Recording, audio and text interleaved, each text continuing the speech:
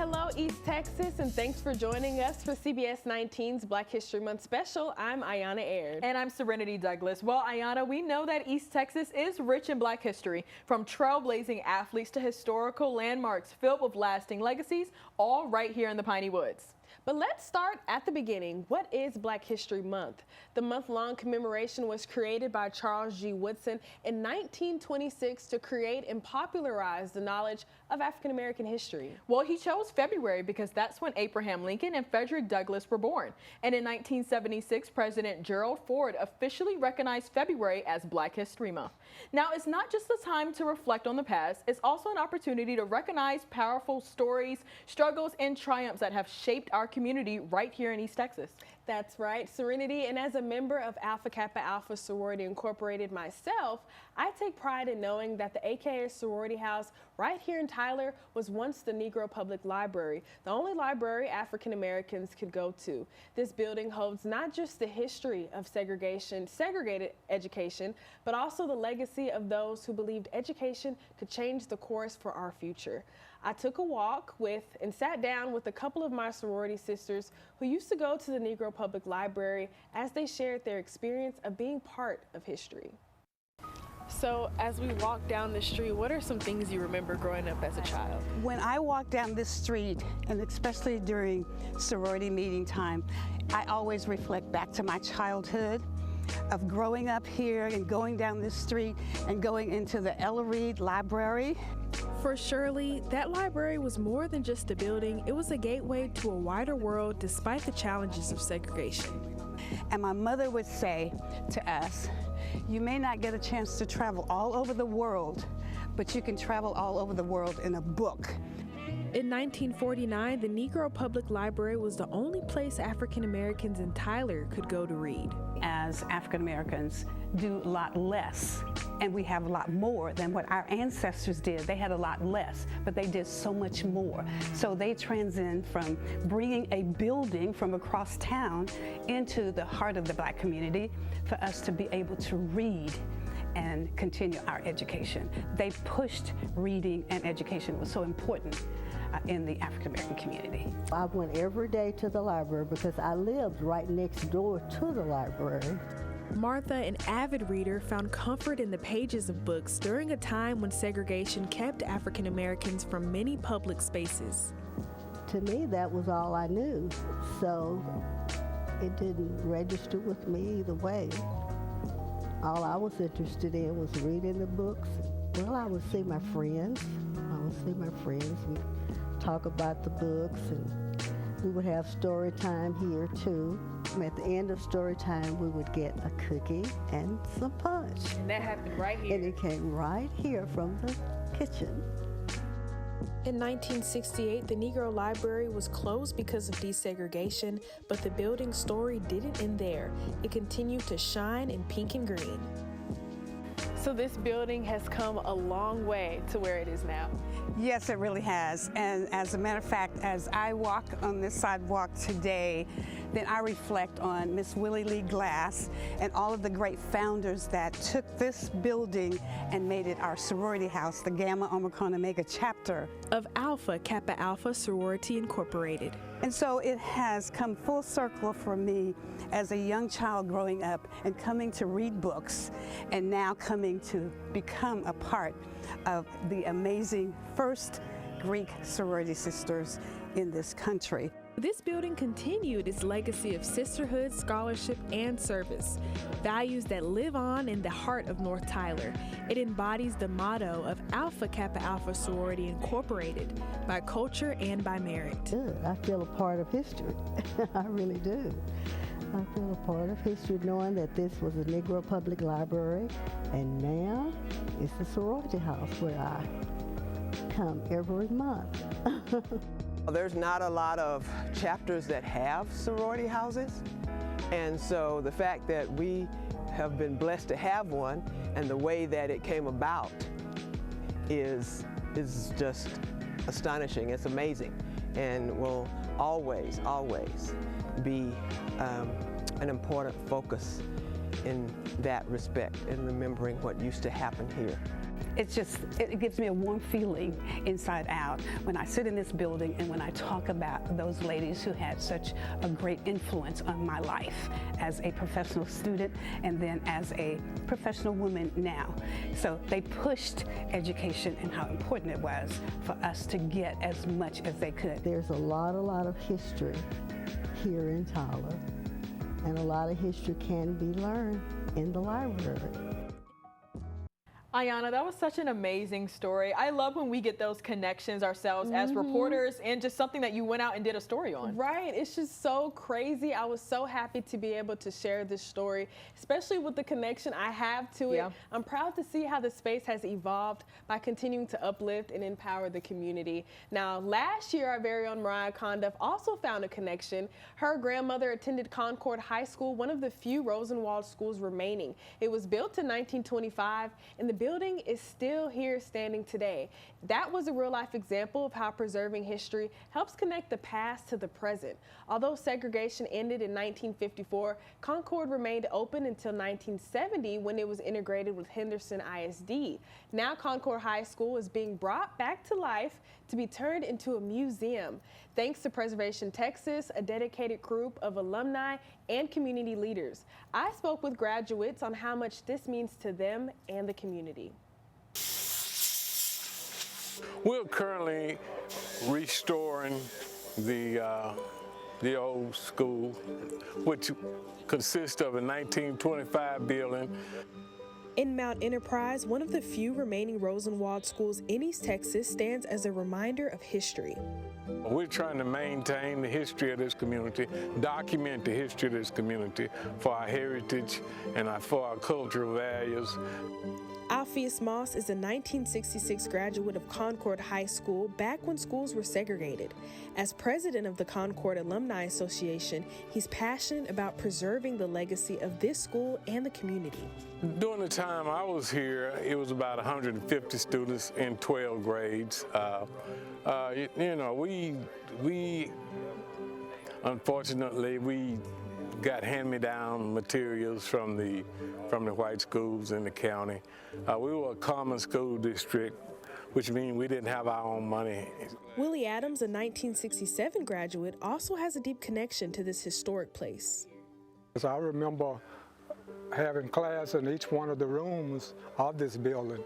And this building was used also as school and as an auditorium. They had sliding doors here you could close and open as necessary. For many years, this was our home economics room. Originally, it was just a classroom back in 1925. After years of trying to secure funding, Preservation Texas stepped in to help get the restoration project off the ground to transform this piece of history into something meaningful, a museum. Take advantage of the histories of this community, the histories of the Rosenwald programs. The Rosenwald schools were part of a program for African American children in the South during the early 20th century, providing education in segregated schools. And we just hated to see all the work that was put into this school to establish it in 1925, and all of that just going by the wayside. That's my father right there that went to school here. I'd like to see what my parents experienced in 1925 when this school opened. Hope that the Concord High School will be restored back to the many generations that have once walked through the halls. To a situation where when you walk in, you think about 1925. The Piney Woods has seen its fair share of history makers breaking barriers and setting first. From the first black quarterback in Texas junior college history to Henderson's first ever black mayor, these trailblazers are leaving their mark. More on their stories just ahead.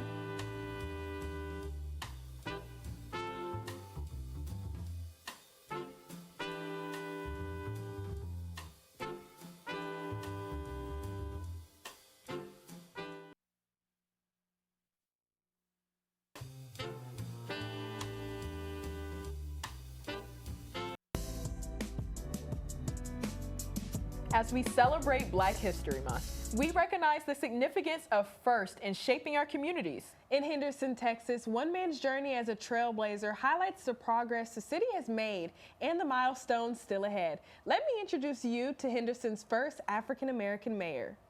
Henderson, Texas has a rich history spanning 182 years, marked by many milestones along the way. And now the city is celebrating another historic first. To be the first Black mayor, it's an honor, you know, and I want to do the best that I can to put my best foot forward for the citizens. For Mayor Henry Pace, being a trailblazer isn't new. He's been breaking barriers for decades. Being the first, I started out in elementary school back in 1966. I was the first Black student at the elementary school. Mayor Pace is no stranger to leadership. Before taking office, he served 3 terms on the city council. It is quite an honor to step into this role in my life at this time. Although he never dreamed of becoming mayor, Mayor Pace's community saw potential for something bigger that he didn't see in himself. And I was teaching and coaching at the middle school, and I went back, and Miss McManus, I was telling her about it. She said, "Oh, you'll do fine. You'll run for 3 terms. On your 4th term, you will be the mayor." And how she knew that, I do not know. Now as mayor, he's focused on listening to his community and making a lasting impact.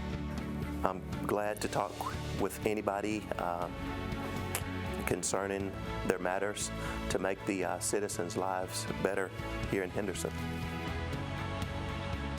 Breaking barriers isn't easy, but for one East Texas athlete, it was necessary. In 1968, Dr. George Woodrow became the first Black quarterback at Kilgore College and the first Texas Junior College one in history.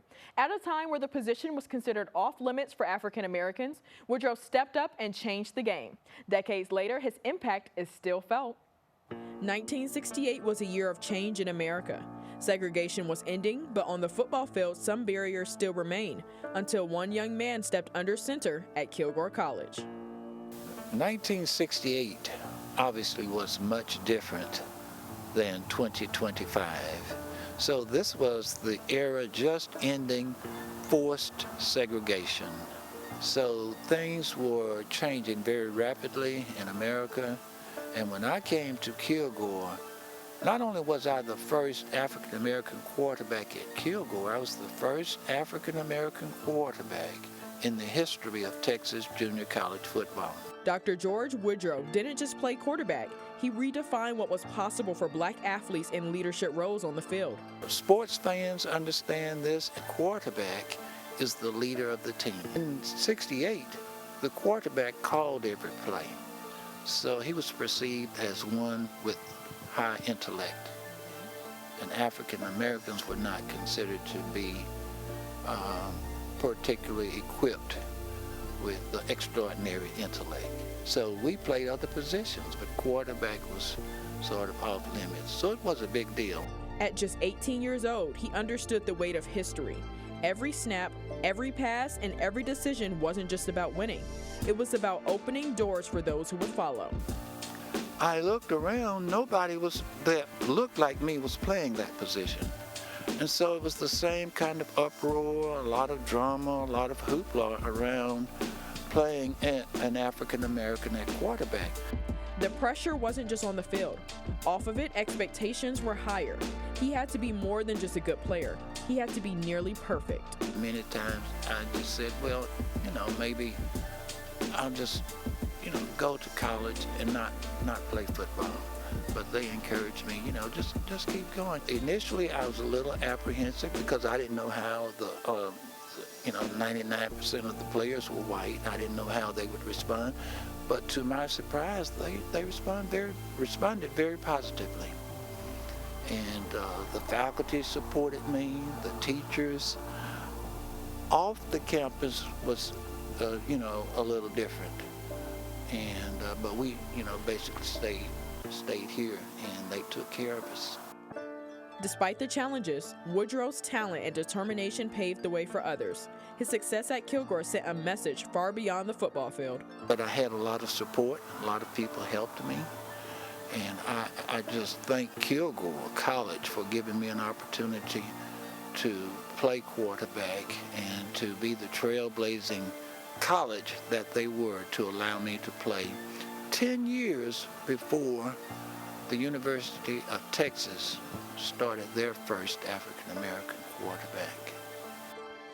Today, when black quarterbacks take the field, they stand on the shoulders of pioneers like Dr. George Woodrow, a trailblazer who proved that opportunity is all it takes to make history. Oh, yes, there it is. I see it. Yes, I am very proud to see my name. When I was inducted into the Hall of Fame here, to me, it just made it all worth it, and I thank Kilgore tremendously. Oh, Serenity, I love that. What a cute story.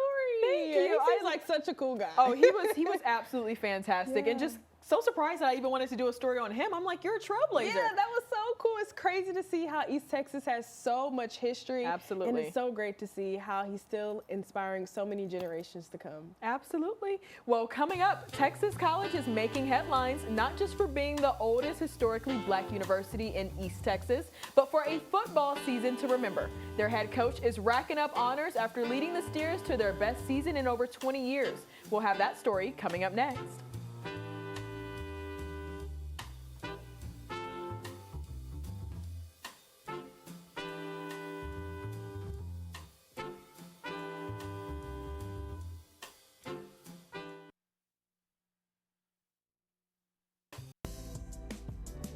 Welcome back to the CBS 19 Black History Month special.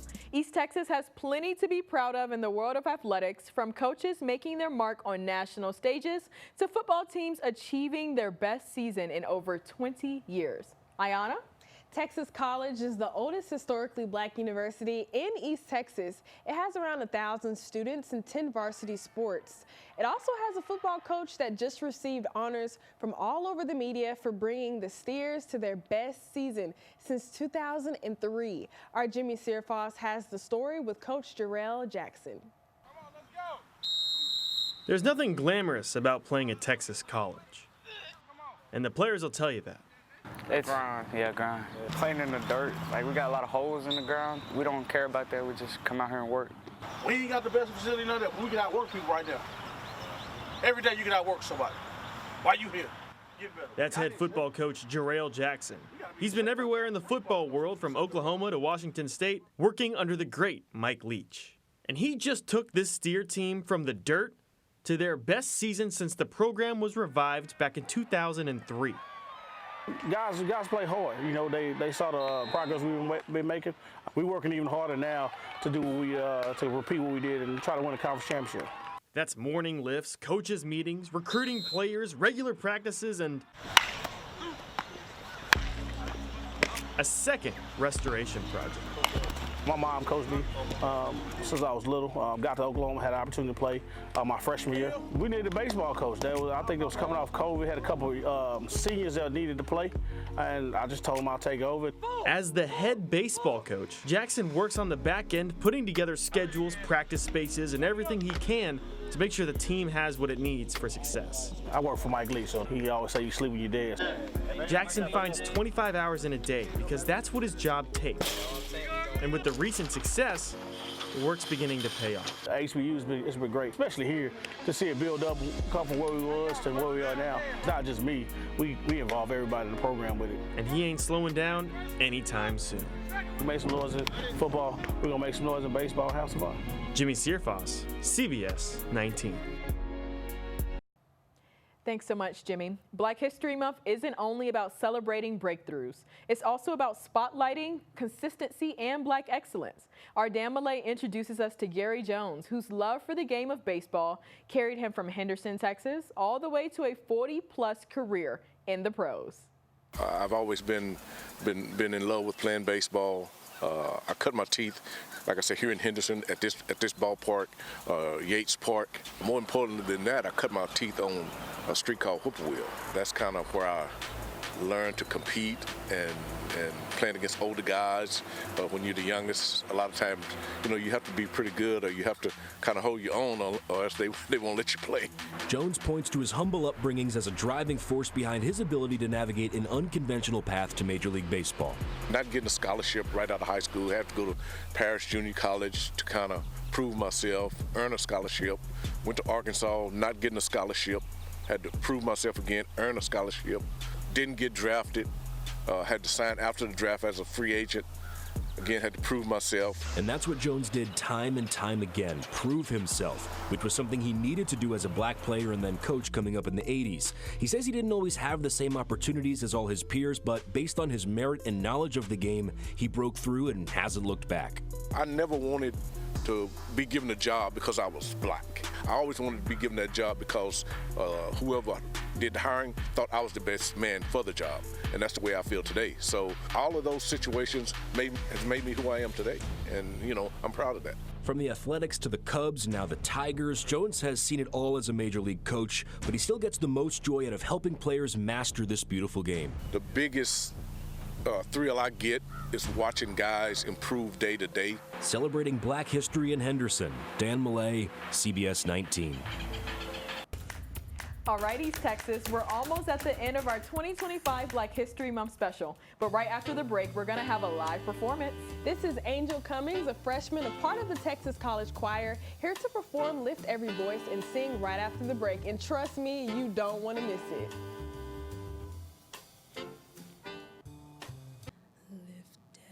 Every voice and sing till earth and heaven ring, ring with the harmonies of liberty. Let our rejoicing rise high as the listening skies. Let it resound loud as the rolling sea. Sing a song full of the faith that the dark past has taught us. Sing a song full of the hope that the present has brought us. Facing the rising sun of a new day begun. Let us march on till victory is won.